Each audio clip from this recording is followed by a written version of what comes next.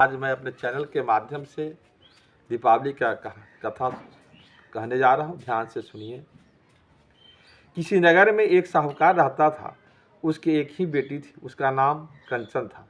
कंचन अपने घर से कुछ ही दूर एक पीपल के वृक्ष पर नित्य ही जल चढ़ाने जाया करते थे। उसी वृक्ष पर लक्ष्मी जी का भी वास था। एक दिन वह जल चढ़ाकर लौटने ही वाली थी कि लक्ष्मी जी पीपल के उस वृक्ष से प्रकट होकर उससे बोली, कंचन, मैं तुझे अपनी सहेली बनाना चाहती हूँ।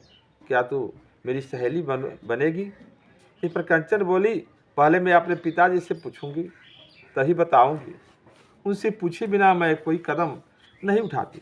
घर पहुंचकर कंचन ने अपने पिता से सारी बात बतलाई तो उसका पिता बोला, इससे मुझे क्या आपत्ति है बेटी। फिर अगले दिन से कंचन लक्ष्मी जी की सहेली बन गई। उस दिन लक्ष्मी जी उसे अपने घर ले गई और सोने की थाली में स्वादिष्ट भोजन परोसकर सोने की ही चौकी पर बिठाकर उसे जिमाया। इतना ही नहीं, जाते समय लक्ष्मी जी ने उससे दुशाला भी भेंट किया। एक दिन सेठ ने कंचन से कहा, कंचन, तू लक्ष्मी के यहाँ जिम कर आ गई, लेकिन तू उसे कब जिमाएगी?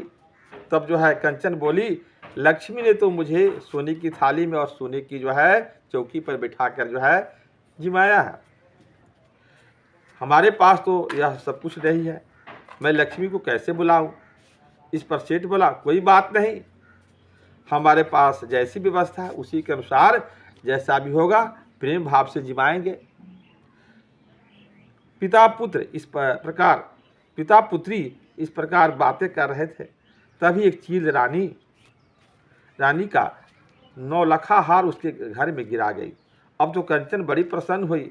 उसके पिता ने वह 9 लखा हार बेचकर सोने की एक थाली व सोने की एक चौकी कंचन को ला दी।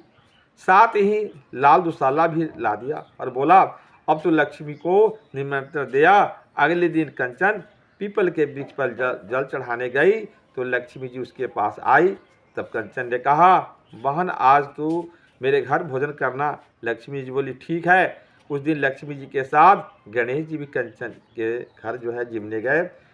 दोनों वहाँ पहुँचे तो कंचन ने सोने की थाली में भोजन परोसा और दोनों को सोने की चौकी पर बिठाकर भोजन कराने लगी। यह सब देखकर लक्ष्मी जी बोली, बहन, इतना कुछ करने की क्या आवश्यकता थी, मैं तो खड़ी खड़ी ही खा लेती। सेठ की बेटी कंचन ने बहुत मनोहार करके लक्ष्मी जी व गणेश जी को चौकी पर बिठाकर भोजन कराया। फिर लक्ष्मी जी ने अपने असली रूप में आकर सेठ को आशीर्वाद दिया। आशीर्वाद के फलस्वरूप सेठ और भी धनवान हो गया। हे माता, जैसे साहूकार की बेटी पर प्रसन्न हुई वैसे ही हम पर प्रसन्न होना।